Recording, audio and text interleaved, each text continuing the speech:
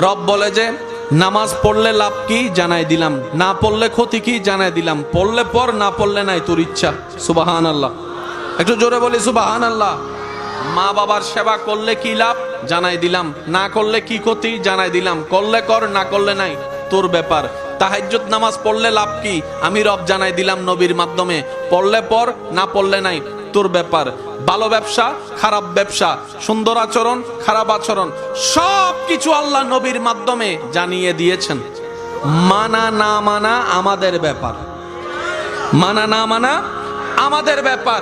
রব বলে যে কেউ যদি ফজরের নামাজ নাই পড়স, আমি ফেরেশতা পাঠাইয়ে কাউকে মারধর করব না।